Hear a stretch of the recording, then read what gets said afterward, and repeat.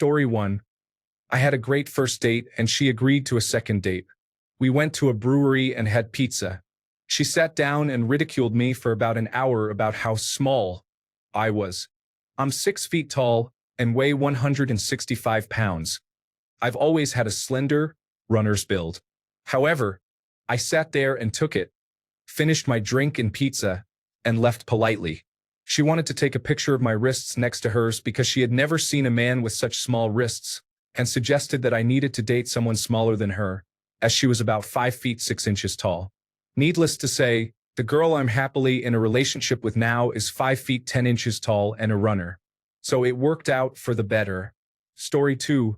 Back in high school, there was a girl from the neighboring school who asked me out to the movies. She offered to pay for the food and tickets, and I thought, sure, why not? Long story short, she said, I have to go to the restroom, and never came back. I ended up watching the film, enjoyed the free food, and then went home. I never saw her again. Story 3. I took a girl out on a date and wondered if it would go later into the night, but she had another date right after mine. Story 4. The group was evenly divided between males and females. Everyone paired up except for me and the last girl, who looked at me with disgust and horror and shouted loudly, "Oh no, not him. He's ugly." That was quite a memorable, soul-destroying rejection. The worst part was the other guys laughing very hard. Story 5. A long time ago, I met a woman who came to my place, parked in an illegal zone, and had her car towed overnight without my knowledge. I paid a few $100s to retrieve her car the next morning and got her number to meet again. However, when I called, the number belonged to her sister, who told me to leave her alone. Game over. Story 6. I call this the 30-second date. We had been chatting for a while on an app. The banter was good, and there seemed to be some kind of attraction, at least for me. We set up a date at a cafe. I arrived a bit early, grabbed a coffee, and found a nice corner to sit in. About 10 minutes later, she showed up. We locked eyes, and she just stood there at the threshold of the cafe, looked me up and down, paused, then mouthed the word no and walked away. She blocked me on text and the app when I tried to message her. I still think about her from time to time, just wondering. Story 7. Bro texted me something he received from GPT. Imagine a job rejection message, but the other candidate was another girl he was seeing while we were dating. Story 8. I was talking to her in the middle of our date when she said she needed to take a phone call. She left me alone and blocked my number right afterward. Story 9. I have some appealing pictures of myself online, without any face pictures for privacy, and because I feel insecure about my appearance. A charming guy started chatting with me, wanted to meet up, and he asked for a face picture. I sent him one and he blocked me right away. Story 10. I had a good conversation with a girl once and sent her a picture of myself. I was blocked on all platforms immediately, and she wasn't even that attractive. Story 11. One girl stood there, gave me a mean look, and threw a tissue at me. Another girl reacted with disgust. Another girl rolled her eyes and walked away. Story 12. A girl once told me, "You can die alone without bothering everyone else. You don't have to force people to reject you." Story 13. It wasn't really a rejection, but in the 4th grade, after asking this girl out, I received a phone call later that same day, saying that her dad said she couldn't date me because I was black. Story 14. I met someone with whom I had a little crush over Discord. Because I mentioned that half of my family is Japanese, he immediately became interested, saying how funny I was. He asked to see a picture of me, which I sent. Then he asked why I looked white and I was confused. He said, "How come all your cousins and aunties look Japanese, but you don't?" I replied, "Because my uncle is a sleaze who only dates Japanese women, and all my Japanese cousins are his children. My mom and dad are white." He blocked me immediately and made a warning post in the Discord server about me supposedly catfishing him. Story 15. In middle school, my crush discovered that I liked her after a mutual friend informed her. The next class, as we lined up for lunch, I unintentionally stood behind her. She immediately moved to the back of the line to avoid me, and everyone noticed. She didn't speak to me for the rest of the year. Story 16. During dinner on our first date, she was on her phone 99% of the time. I excused myself to the restroom, and she replied, "Good for you." I came home and immediately blocked her on all social platforms. Story 17. We mutually confessed that we are into each other. I spent months trying to make her day and show up for her. When her birthday rolled around, I put a lot of effort into making a gift for her. However, after 5 days, she ghosted me and said she didn't think we were dating. She mentioned that, upon reflection, it's better if we remain friends. Then she ghosted me again. Story 18. A Dear John letter to Iraq during the first invasion, while in downtown Baghdad after the airport firefight when mail reopened. It was a month prior. Story 19. She said her ex-boyfriend claimed I was bragging about us being intimate, which I wasn't. I explained that I understood she wasn't looking for anything serious and that I simply needed a friend. She mentioned that she would be a bad girlfriend, but perhaps someday. A year into our friendship, she stated that she never believed me when I said I didn't have romantic intentions, suggesting that the whole year was just me lying to her. I was devastated because the first person I confided in about significant trauma didn't believe me over what her ex-boyfriend said. Story 20. I attended a garden store interview where the interviewer arrived late and then accused me of being late. The interviewer stated that I lacked the botanical knowledge and experience to classify plants, claiming that the only way I would be useful would be by moving items and stocking shelves. However, I was told that I looked too small to perform those tasks. Story 21. I think the worst experience was when I was a teenager. I got to know a girl who told me she liked me and wanted to know me better. We set a time and place to meet, but it was a setup. She waited there with some of her friends and humiliated me for thinking she would want something from someone like me. It was really embarrassing, and I have no idea why she did that to this day. I was always kind and respectful and did nothing bad to her or her group. So why she went out of her way to hurt me is beyond my understanding. Story 22. Probably not the worst, but I found it amusing. I matched with women from Middle Eastern backgrounds before, and when they found out I was white, they unmatched. According to friends, a couple of my pictures make me look Middle Eastern. Story 23. In first grade, I had a crush on a girl who was a year older than I was. I made the mistake of telling someone, and it got back to her. She called me a gross little monster in front of everyone at recess. I had never even spoken to her and did not plan to. Story 24. She claimed that her friend was in the hospital an hour before our first date and then blocked me on all platforms.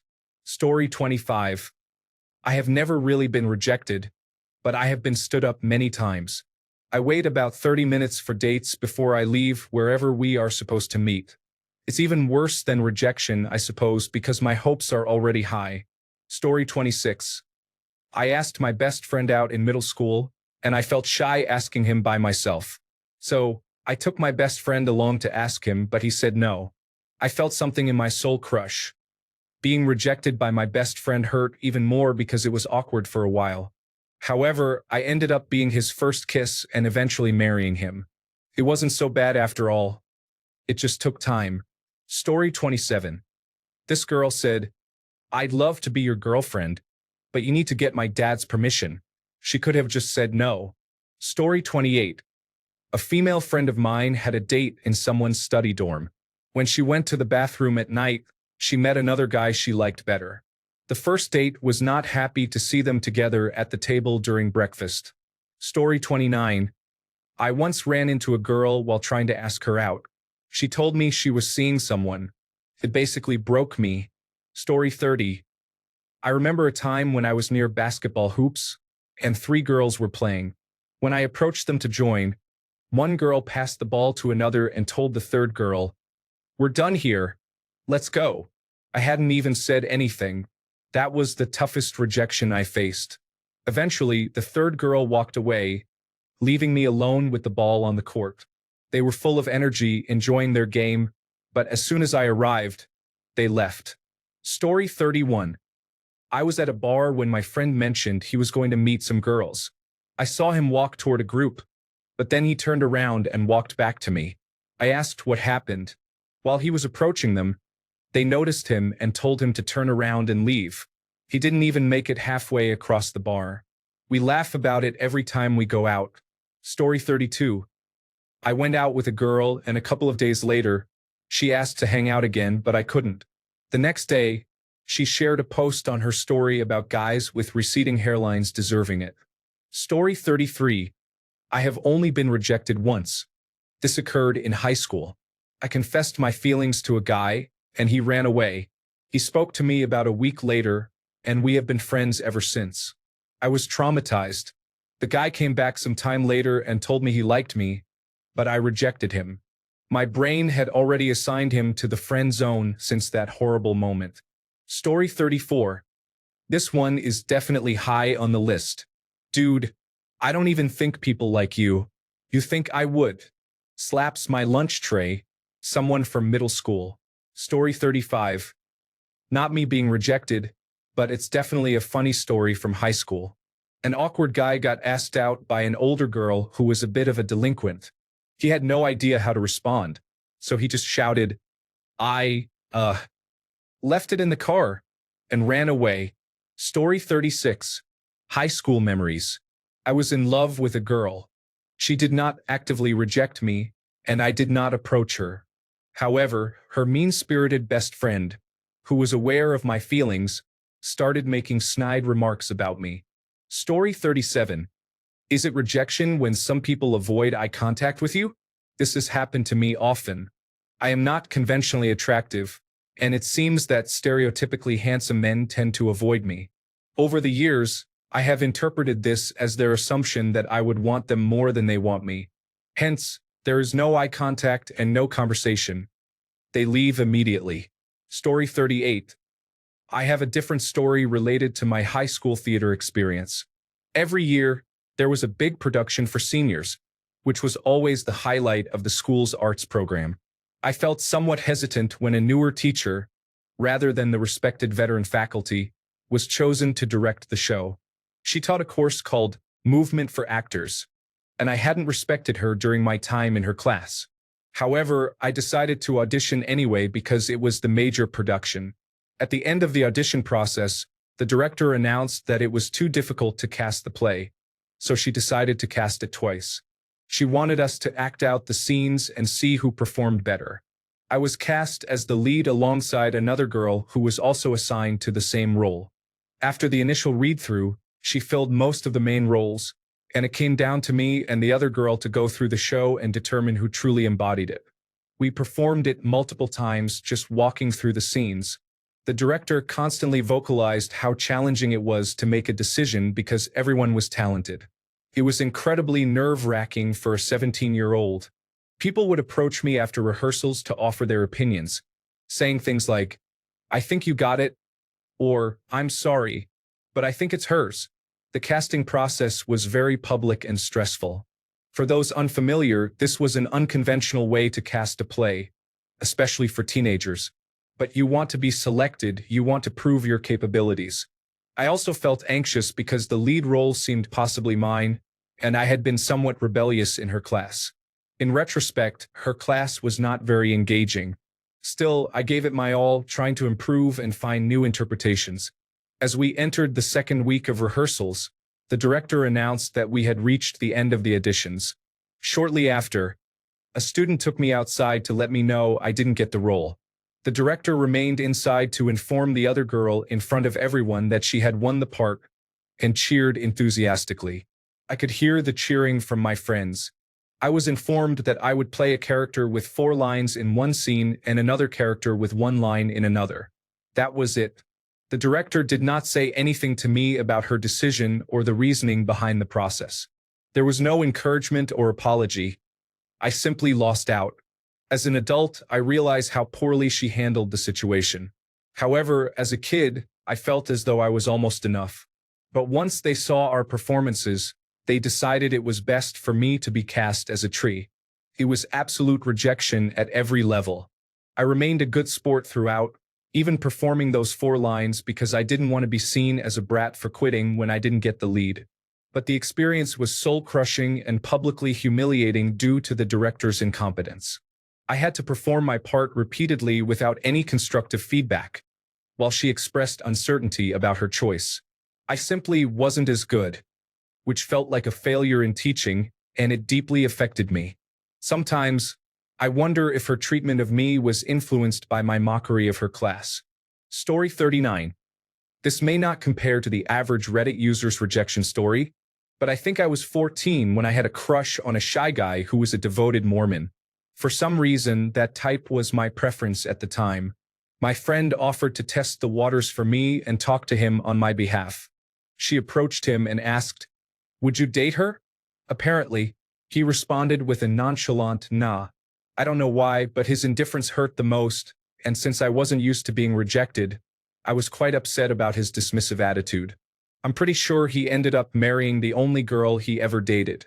They have a lot of children now. Story 40. He ghosted me and I found out he started a relationship with a 16-year-old. He was 20 and I was 19 at the time. Story 41. I met an older guy online around 2000. We hit it off and started chatting. He discovered that I attended the same high school as his younger sister, so he asked her about me. I guess she told him some exaggerated stories because he sent me a long message stating that I was beneath him and that he couldn't believe I had the arrogance to message him. He expressed his disgust that he even considered meeting up with me and described me as subhuman. It was a rough rejection, but I wasn't too sad to see him on the local mugshot page a few years later.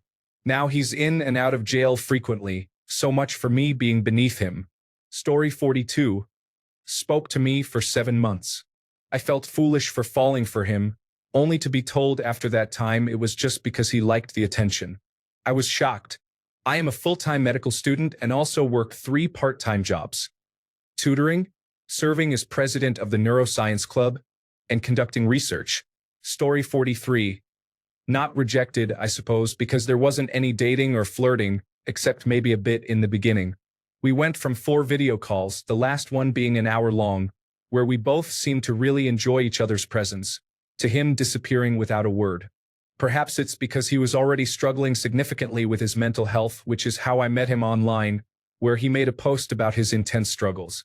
Alternatively, maybe my last messages were out of touch. Story 44. My grandfather had just died. I was navigating grief while also being back in the orbit of my abuser. I was learning a lot about how my grandfather was not the man I thought he was and grieving him all over again. I was completely distraught, trying to sort out my feelings and manage multiple layers of grief. One night, I talked to my partner. I was emotional during a premenstrual dysphoric disorder episode, feeling out of it late at night when neither of us preferred to have deep conversations. I remember being scattered while trying to express my thoughts. Ultimately, I conveyed that I needed extra support in various forms, emphasizing that I was going through a lot and could really use more from him. 2 weeks later, after not speaking with me, he told me that what I was expressing was codependent, broke up with me, and has not spoken to me since. It utterly shattered me. Story 45. When I was 14, I went with a friend to her family's houseboat on a nearby island for a week. I had a big crush on her brother, who was about 16 or 17 at the time. One night, we were watching a movie, and her brother was sitting next to me. We started getting close, and he was acting like he was going to kiss me. I was elated, thinking this older, very cute guy liked me. He leaned in, bypassed my mouth, and whispered in my ear, "I would rather kiss a limp dick than kiss you." I don't know why he chose to be so mean about it. We hadn't interacted much before that. He was quite unpleasant. The biggest disappointment was that this was only the second night, so I was stuck with him for the rest of the week. It was discouraging. It turned out to be one of the worst trips of my life, and it was also how I learned I get very seasick. Story 46. I rushed into a relationship in college and told the guy I was seeing for less than 2 months that I loved him when I didn't. He broke up with me that same night over the phone and suggested we be friends.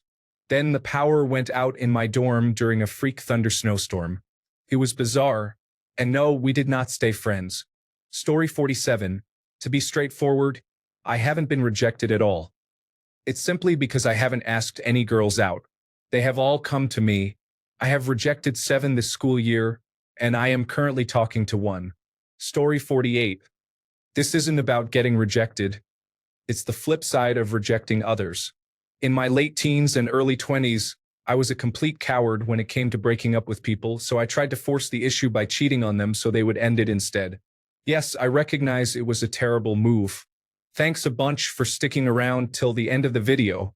Remember to subscribe, and until next time, stay awesome and goodbye.